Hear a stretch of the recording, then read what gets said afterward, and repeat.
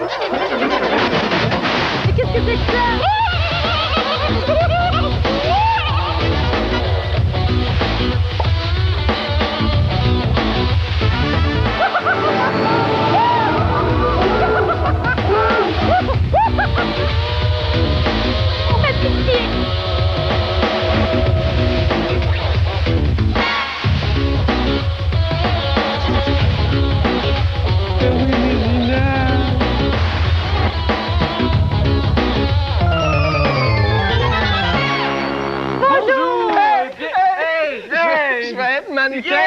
Mannequin dans un défilé! Mais bravo, Carole! Félicitations! Oui, je viens juste de décrocher ça, je suis vraiment content. Ben, ça doit. Voudriez-vous me regarder défiler?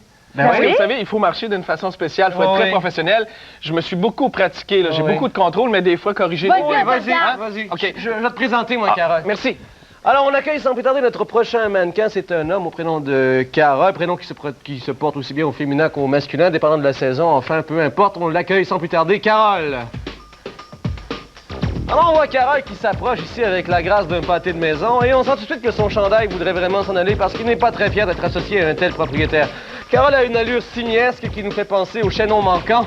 Pauvre Carole, il fait vraiment dur, c'est pas un cadeau. Voyons, je fais mon possible, moi. Ben oui, fais ça pas. Carole, je suis sûre que Christian serait pire que toi, ces défilés. Ouais, franchement, pas du tout. Je vais vous montrer, moi, comment on défile. Essaye donc. Vas-y donc, voir. Ben, sans plus tarder, on accueille Christian.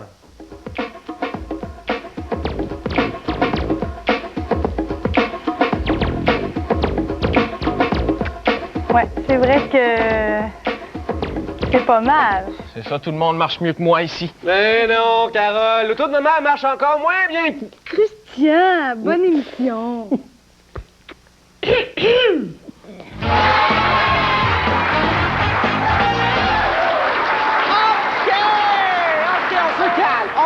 On se calme dans la salle, OK? Je demanderai au public, particulièrement Madame Picard, de ne pas souffler les réponses à votre mari, d'accord? Celle-là, c'est une difficile. On y va. Monsieur Picard, pour éviter qu'un biscuit sec se casse quand on le beurre, on peut, le recouvrir de ruban adhésif avant de le beurrer, mais pour ça, faut pas avoir peur qu'il vous colle dans l'estomac. OK. Ou B, en poser 3 ou 4 les uns sur les autres dans l'ordre qu'ils étaient empaquetés et beurrer le premier sur le dessus. Monsieur Picard, on se concentre et on y va. Monsieur Picard, je vous admire. Vous avez senti venir la ruse et vous avez répondu B, ce qui est la bonne réponse. Les biscuits sont bel et bien plus solides lorsqu'on les beurre les uns sur les autres. Bravo, bravo à vous, Monsieur Picard, bravo! Et vous gagnez, Monsieur Picard, quelque chose d'extraordinaire. Monsieur Picard, est-ce que vous avez déjà rêvé que vous étiez millionnaire? Oui. Eh bien, Monsieur Picard, vous pouvez continuer de rêver grâce à ce magnifique bonnet 100% rouge, Monsieur Picard. Bravo, c'est un bonnet qui vous garantira des nuits bien au chaud. Bravo, Monsieur Picard, on vous applaudit. Bravo, bravo, bravo, bravo. Ah, ben non, je vois rien. Tout ce que je vois, c'est des nuages dans le ciel. On mange-tu? Hey non, on vient juste d'arriver, on va en voir des oiseaux, là. Regarde comme ça. Ah, je te dis, je vois rien. Il n'y en a pas d'oiseaux. J'ai faim, moi. Je te dis, les oiseaux, là, ils sont partis dans le sud. Ils sont allés à un colloque. Ben non, regarde, dans le livre, là, au début, c'est écrit on peut voir les oiseaux entre 7h et 9h le matin. Il est 7h30, tu vois, on va les voir. Ah non, j'en vois pas. Bon, on mange, là. Non, on mange pas, regarde les oiseaux. On mangera tantôt. Ah, j'en vois un. Ah, où ça? Oui, j'en vois un. Je le vois pas. Ah, un écrevisse à colle argenté. Ah, c'est tellement rare. Passe-moi les jumelles. Ouais, regarde, tu vas voir. Ah, oh oui, je le vois. Oh, wow, il y a des grandes ailes, hein. Oups, hey, il s'en vient au-dessus de nous. Oups, fais attention. Oh, merci de m'avoir averti, Nicolas, hein. C'est tellement rare qu'on voit un écrevisse qui vole, parlant de voler. Remets-moi donc le sandwich.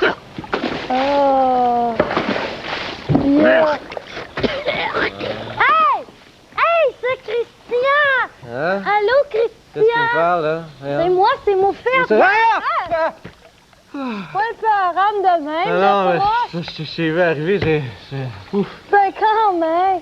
Oh, je suis assez déçue. Demain, je pourrais pas observer les oiseaux. Il va pleuvoir, puis je voudrais pas abîmer mes jumelles. Hein. Non, mais c'est pas grave du tout, ça. Ben si, c'est très grave, ça coûte cher, Non, mais les t'as jumelles. simplement à te confectionner un poncho à jumelles. C'est quoi cette invention-là? Regarde, c'est ce que je me suis fait, moi. Hein? Regarde, dessous ça, là, il y a des jumelles. C'est extraordinaire! Ouais, je me suis fait ça avec un tissu imperméable que je me suis trouvé. Et c'est très, très facile à réaliser. Puis ça protège les jumelles, beau temps, mauvais temps, Même l'hiver. Ah oui, l'hiver aussi, c'est très pratique parce que souvent, l'hiver, on a tendance à mettre nos jumelles à l'intérieur de notre manteau pour les protéger du froid. Ben oui! Et on commet une grave erreur. Parce qu'en les mettant dans notre manteau, la chaleur à l'intérieur du manteau est plus grande que la chaleur à l'extérieur, naturellement. Alors, quand on sort nos jumelles, eh bien, toutes les lentilles viennent pleines de buée, de condensation. Oui. Tandis que si on a un poncho, on peut les laisser à l'extérieur Puis on les protège. et on les protège. Alors, c'est très facile à faire. Comment on fait ça, là? Tu vas voir. D'abord, j'ai besoin d'un tissu ou d'un matériel imperméable. Moi, j'ai trouvé dans mon garde-robe un vieil imperméable que j'avais quand j'étais petit. Tu sais, les imperméables, là, d'un côté c'est jaune, de l'autre côté c'est vert. Hein? Bon, alors j'ai pris ça. On peut prendre n'importe quel tissu imperméable. Exactement, n'importe quoi qui est imperméable. Pas trop lourd, par exemple. Non, non, non. Quelque chose d'assez souple. Bon. Ensuite, je l'étends comme il faut. Et là, je vais prendre tes jumelles. Je vais faire, Ouais. je vais en confectionner un pour tes jumelles à toi, d'accord? Oui. Je vais prendre tes jumelles Oui. et pour trouver la dimension de mon poncho, je vais prendre le bol qui est ici. Je vais voir si le bol passe. Faut que ça soit plus grand. Faut que ça soit plus grand que la jumelle, naturellement. Tu vois, ça, c'est une très bonne dimension. Alors là, je vais prendre mon crayon. Et avec mon crayon, je vais faire le tour de mon bol. Ah. Comme ça. OK? Voilà. Maintenant, je prends une paire de ciseaux et je vais tout simplement découper mon cercle. Ouais, mais ça, faut que tu sois sûr que tu veux plus le mettre, hein, ton Non, faut imperméable. que je sois sûr que c'est plus bon parce que si vous faites ça sans avertir vos parents, vous risquez d'avoir une très mauvaise surprise. C'est-tu nous autres, là, on avait une vieille nappe de cuisine, là, qui était Très bonne idée. imperméable. Très, très bonne idée aussi. Je sais pas si mon père il s'en sert encore, je pourrais lui demander. Alors, voilà, je fais mon rond, je termine mon rond. J'y vais assez rapidement. Moi, j'aimerais mieux le mettre sur le côté jaune que vert. OK, ça, c'est comme tu veux. Ah, c'est super. Je termine mon rond. Voilà. Maintenant, Et là- pour faire les entailles dans lesquelles je vais rentrer les courroies, tout ce Ouais. qui me reste à faire, c'est de plier mon cercle en deux Ouais. et de me faire deux entailles en faisant une espèce de triangle, comme ça, un triangle comme ça, un triangle comme ça, Et de une. et de une, et de deux. Ben, c'est une super bonne idée. Et là, eh bien, tout ce qui me reste à faire après, c'est d'entrer les courroies de tes mes jumelles jumelles. à l'intérieur des trous, Et la voilà. fixer et j'ai mon poncho. Mais sur ton autre, là, t'as une poche, Je me tu suis- l'as juste collée. J'ai juste collé la poche dessus. Hey, ça, là, Oui. ça me ferait peut-être des bons... Un poncho pour mes lunettes, parce Ouais, que des fois, voilà. mes lunettes, là, Ouais. à la pluie, là, ça marche les pas. abîme. Bon, Ouais, regarde. Je suis pas sûr que c'est une... Oui, c'est une bonne super idée. bonne idée. Ouais, moi, Regarde, ça... Ouais, ça Oh non, marche pas. ça marche pas pour des lunettes. Non, c'est pas bon, c'est plus des jumelles. Ah, la soie dentaire. Ça me fait toujours penser aux couteaux, ça. Ben oui, au Moyen Âge, les couteaux ne servaient pas seulement à couper la viande. Les hommes en transportaient toujours un sur eux et s'en servaient autant pour dépecer du gibier que pour trancher la gorge d'un ennemi ou pour manger. Mais à cette époque, tous les couteaux avaient une pointe aiguisée. Et avant que la fourchette ne soit inventée, on se servait de la pointe du couteau pour piquer l'aliment, pour ensuite le porter à la bouche. Vous trouvez que ça n'a pas vraiment rapport avec la soie dentaire, hein? Eh bien, imaginez-vous donc qu'après le repas, les gens se servaient de la pointe de leur couteau pour se nettoyer les dents. Oh, quelle vilaine habitude! Bah, c'est aussi ce qu'en pensait le cardinal de Richelieu, en France. Soucieux de l'étiquette à table, il mit fin à cette pratique en ordonnant qu'on lime toutes les pointes de ses couteaux. C'est ainsi qu'en 1630 apparut le couteau de table à bout arrondi. On n'arrête pas le progrès, hein? Bon, c'est à moi le service. OK, Hugo, c'est à toi à servir. Là, moi, je vais prendre un café, 2 crèmes, un sucre, s'il vous plaît. Oh non, hey, tu vas pas me la refaire, celle-là. Elle commence à être plate, tu oui. Ouais. Non, je veux qu'on joue sérieusement, là. Hey, c'est la finale nationale de ping-pong sur table de cuisine, catégorie tâche de confiture dessus. Puis je veux qu'on la joue. Je vais remporter, je mène 20-19. Et si je gagne ce set-là, ben, c'est moi qui remporte, c'est moi qui est le champion. Ouais, mais les nerfs, là, Hugo, les nerfs. OK, moi, il faut que je relaxe, OK? Parce que j'ai appris que quand on relaxe, là, Hugo, là, quand on relaxe, là, nos réflexes sont plus rapides. C'est comme Patrick Roy quand son équipe là, est dans la zone d'attaque. Tu penses qu'il fait, lui, il relaxe, OK? Puis il dort. Puis quand tu parles à ses poteaux, qu'est-ce que tu penses qu'il fait? Hein? Ben, il rêve, OK? Fait que les nerfs. Bon, ben, relax, là, mais dépêche-toi. OK, les nerfs, OK, ouais. Les nerfs.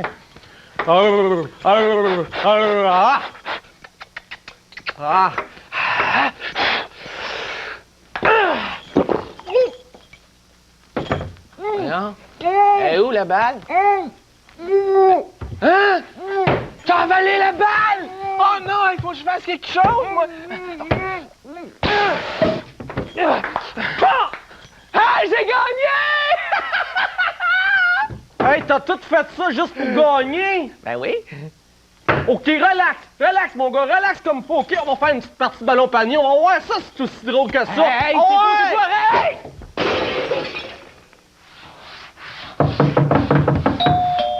Ben oui, entrez!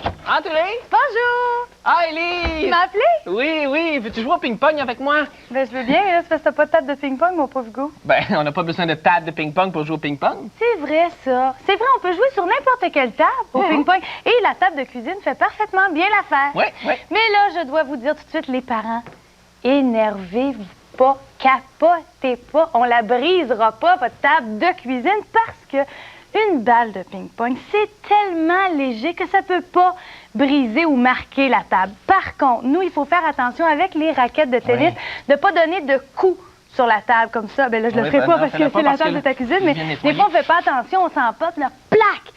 Ça peut abîmer la table. Donc, on est doublement ou triplement ou quadruplement prudent quand on joue sur une table de cuisine. Mais la balle, il n'y a pas de problème. Aucun problème, c'est tellement léger. Alors, les raquettes, on peut s'en acheter, mais il ne faut pas payer plus que 5 $ pour une raquette. Il y en a là, qui coûtent très, très cher parce que c'est pour des professionnels, mais quand on joue sur la table de la cuisine, franchement, là, pas plus que 5 $. Et les balles, pas plus que 2 $ pour 6 balles. Ça vaut pas la peine. Encore là, il y a différentes qualités. 2 $ maximum, ça va très, très bien. On pourrait peut-être avoir un filet. Mais oui, t'as pas de filet, toi? Ça irait mieux.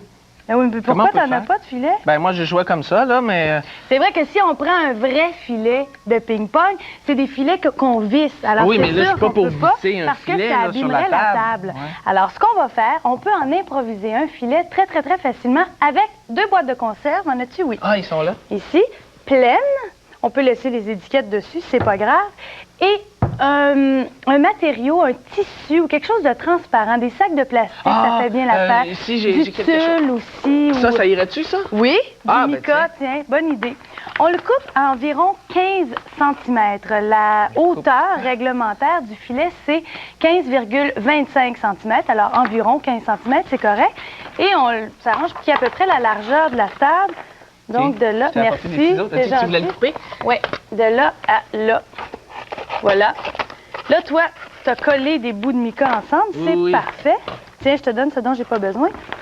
Et là, avec du ruban adhésif, je vais coller ici mon mica sur la boîte de conserve. Comme ceci, la boîte de conserve, c'est vraiment pour servir d'appui. Ah, c'est pour ça qu'elle doit être pleine? Bien, c'est ça, exactement, parce que des fois, les balles entrent dans le filet, alors... Sinon, ça tomberait tout le temps. Oui, et de une, et je fais la même chose avec l'autre. Je vais le couper encore, je ne l'avais pas coupé assez. Mais tu vois, des sacs de plastique, là, ça fait bien l'affaire. On n'a vraiment pas besoin d'aller s'acheter du mica pour ça, hein? Et je colle celui-ci comme ceci. Simple, et voilà, on s'est improvisé un filet. Eh oui! Si je veux, je peux mettre un bout de ruban ici pour bien délimiter, mais comme ton mica est vert, là, On voit très bien. Tu vois, ça tient super bien. On Ben joue? oui, puis on brise pas la table. Bon, on joue un petit peu. OK, on va jouer. Les règlements. Si vous connaissez les règlements du ping-pong, tant mieux, vous pouvez jouer avec ces règlements-là. Mais moi, je connais pas tous les règlements, mais je sais qu'il faut que, premièrement, la balle aille de l'autre côté du filet, qu'elle fasse seulement un bond avant qu'on la renvoie. Oui, puis on n'a jamais le droit de donner 2 coups d'affilée. C'est aussi. vrai. Puis il faut toujours 2 points à la fin, là, ça finit à 21, puis il faut toujours qu'il y ait 2 points de distance. C'est ça. Il faut que le premier qui a 21 gagne, mais il faut qu'il y ait au moins 2 points. Il faut que ça soit au moins 19 à 21. C'est ça. On joue un peu? On y va. On y va. Ben oui, t'as pas le droit c'est de moi qui faire commence. ça. Hein? Hugo! Oui? Papa? Laisse faire le ping-pong, là. J'ai besoin de la table pour le souper. Ah, ça, c'est un inconvénient. Non, c'est pas grave. Viens. On va aller jouer au baseball. Hein? Oh, oui.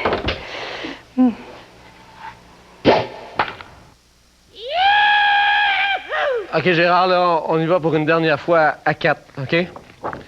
1, 2, 3, 4. OK, là. Ça, ici. Là, on va là. Là, tu tournes, là, tu sautes, là. Hé, là. Hé, là. Hé, excusez-moi, là. Non, riez pas, là, s'il vous plaît. C'est pas aussi simple que ça, danser le Achy Breaky Dance, hein? Ça, c'est une danse qui a été popularisée par un jeune Montréalais de 25 ans qui s'appelle Steph Cars.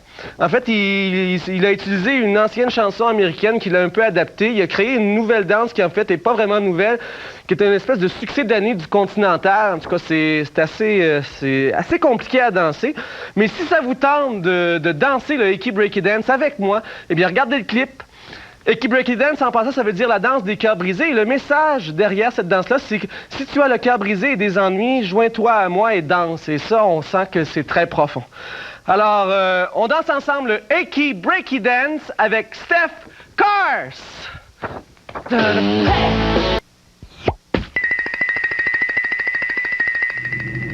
Si l'avion se retrouve en situation de dépressurisation, un signal sonore se fera entendre et un masque à oxygène descendra du plafond, s'arrêtant à quelques centimètres de votre tête.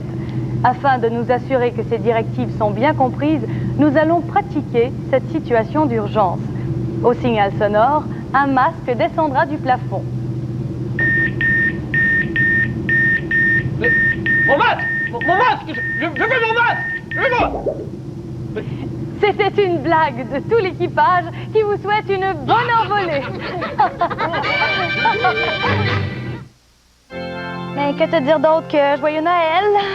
Merci, Martine. Ah, je te cache pas que j'aimerais bien ça que tu l'aimes, ce cadeau-là. Hein? À chaque Noël, tu les as jamais aimés, les cadeaux que je t'ai donnés. Ouais, je le sais, mais je vais l'aimer, celui-là, je te jure. Non, non, je te demande pas de l'aimer, là. Mais dis-moi la vérité. Si jamais tu l'aimes pas, jure-moi de me le dire. Oui, je te jure que je vais te le dire. Promis? Ok, promis. Je peux-tu l'ouvrir, là? Ah oui. OK. J'espère qu'il va l'aimer, ce cadeau. Ah. Puis, Il est super beau. tu l'aimes-tu? Ah oui. Tu me jures? Juré, juré. Oh non, Martin, c'est pas vrai. Quoi? Je me suis trompée de boîte. Hein? Je t'ai donné le chandail que je voulais donner à mon père. Ah, fiou. Comment ça, Fiou? Hein? Tu l'aimes pas, mon chandail? C'était pas vrai, c'est un piège que je t'attendais. C'est vraiment à toi que je voulais le donner, je voulais vérifier. Ben, tu sauras que moi, je le savais que t'étais pour me tendre un piège, fait que j'ai fait fiou, sachant que t'étais pour réagir comme ça, parce que je l'aime beaucoup, ce chandail-là. Oh, mais c'est dommage parce que c'est une blague. C'est vraiment à mon père que je voulais le donner, ce chandail-là. Vraiment? Oui, je te jure. Ah, je suis content. Comment Non, ça? parce que, honnêtement, là, je l'haïs, ce chandail-là, je le trouve super ordinaire. Comment ça, je l'ai? Je le trouve super ordinaire. C'est un autre piège que je t'attendais. La vérité, là, c'est que c'est à toi, ce laid chandail-là que t'haïs. Ah oui, mais là... Oh... Allô, Martin? Allô, Carole. Oh! Ah, t'as déjà déballé un cadeau! Ah oui, putain, un cadeau. Je te jure que je trouve pas que c'est une très très bonne idée, moi, de donner des cadeaux à Noël. Je sais pas d'où ça vient, ça, mais c'est pas moi qui aurais pensé à ça, en tout cas. Ah, la tradition de donner des cadeaux, Oui. tu sais? On doit ça, cette tradition-là, à une déesse, hein? Ah oui? Oui, la déesse Strenia. Eh bien, je suis pas avec d'y allumer un lampion, m'a dit. Non. Non, c'est vrai, la déesse Strenia, c'est c'est une tradition qui date de 700 ans avant Jésus-Christ. Ben, c'est les Romains qui, la veille du jour de l'an, allaient dans une forêt qui était consacrée à la déesse Strenia. Et puis, ils allaient couper des branches de verveine et ils offraient ça à leurs supérieurs. Ouais. Et en espérant que les supérieurs soient beaucoup plus cléments envers eux pour l'année qui va venir. Ah oui? Oui. Eh bien. Oui. Et bien, au début, ben, c'est sur les cadeaux, c'était les pauvres qui donnaient des cadeaux aux riches, Hein? les serviteurs qui donnaient des cadeaux à leurs maîtres, et à un moment donné, ben, les riches, eux, ont emboîté le pas avec cette tradition-là, et ils se sont mis à s'offrir des cadeaux entre eux, mais dans un but un petit peu plus pompeux. Ils voulaient comme... C'est impressionné le Oui, l'autre. c'est ça. Qui donnerait le plus grand cadeau? Alors, c'est ça. Alors, dans le temps, ce qu'on offrait, c'était des amphores de vin, on offrait des fruits, des paniers de figues, des paniers de dattes. On offrait... plate comme cadeau, ça. Oui, ben oui. Toi, tu trouves ça plate, là, mais dans le temps, c'était très... C'était des gros cadeaux, ça. Oui, c'était des très, très beaux cadeaux. Ouais. Et puis, à un moment donné, ben, les cadeaux sont devenus plus dispendieux. On offrait des fruits entourés d'une feuille d'or. Et puis, on offrait aussi des médaillons qui étaient très précieux et on inscrivait dessus les vœux d'une bonne année.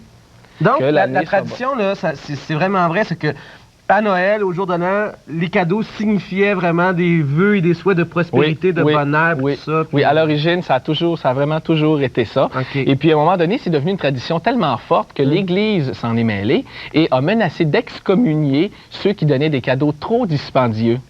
Non, parce que ça leur faisait comme moins d'argent pour la dîme, eux autres, là. Oui, peut-être, oui. Ouais. Alors, c'est quand même drôle, hein? Mais qu'est-ce qu'ils ont fait, l'Église? Ben, les gens ont offert des cadeaux aux dirigeants de l'Église et la menace est tombée. Ils se sont fait acheter. Oui, si on veut. C'est Et c'est vrai. sous le règne de Caligula, un empereur romain, Caligula. Et ben, à ce moment-là, cette tradition-là est devenue une obligation. Les gens étaient obligés de donner des cadeaux à leur empereur. C'était comme une taxe. Oui. Mais là, aujourd'hui, c'est à Noël qu'on donne des cadeaux. Aujourd'hui, c'est à Noël. Maintenant, avec les siècles et les religions, c'est à Noël, vraiment, qu'on donne des cadeaux, qu'on se fait des vœux de bonheur et tout ça. Okay. Et même que, dans le temps, c'était pas des cadeaux comme on reçoit aujourd'hui. Non, dans le temps de C'était nos très simple, grands-parents, c'était là. très modeste. On recevait des fruits, on recevait des petits jouets si on venait d'une famille plus fortunée. Regarde, j'ai apporté ici un bas. Oui. Je vais le vider. Et regarde, tout ce qu'on retrouvait dans le bas de laine, Oui. on mettait une pomme dans le fond du bas. Oui. OK? Et ça signifiait la santé. Alors, on souhaitait la santé à quelqu'un. On mettait une pomme dans le fond du bas. On mettait une orange. Oui. Ça, c'était cher dans le temps, une orange. C'était très cher. C'était aussi très rare, une orange. Hein? Alors, on mettait ça dans le talon. Et on offrait aussi... On mettait un morceau de charbon enrobé de papier journal. Ah oui? Et ça signifiait la chaleur pour l'année à venir. Eh bien.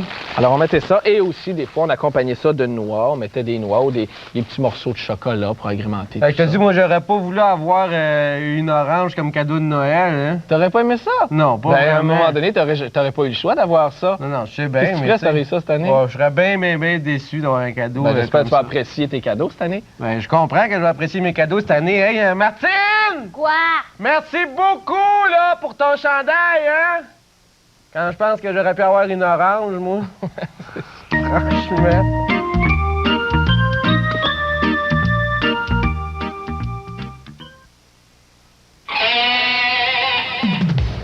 Grand logement de 5 appartements, meublé, chauffé, pas cher. Ouais, c'est grand ça, monsieur. C'est pas un logement, c'est un manoir. Combien ça fait de pièces, d'après vous, un logement de 5 appartements? Si on calcule, mettons, 5 pièces par appartement, ça fait un logement de 25 pièces. Pas pire, hein? Chauffé en plus, hein? Eh, voyons donc. Ça existe pas un logement de 5 appartements. Ni de 3, ni de 10, hein? On va se comprendre une bonne fois pour toutes. Un appartement, c'est un logement. On dit un logement de 5 pièces. C'est pourtant pas compliqué.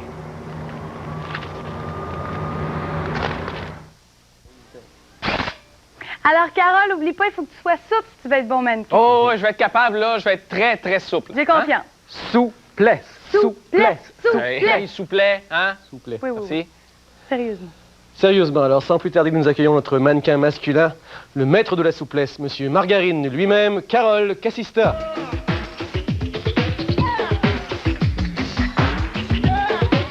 C'est bon. C'est bien bon. C'est super. C'est bien beau, Carole. Bravo. Ça va mieux? Oui, c'est bien bon. Parfait. Pratique encore. Parfait. À demain. Bye. C'est parfait.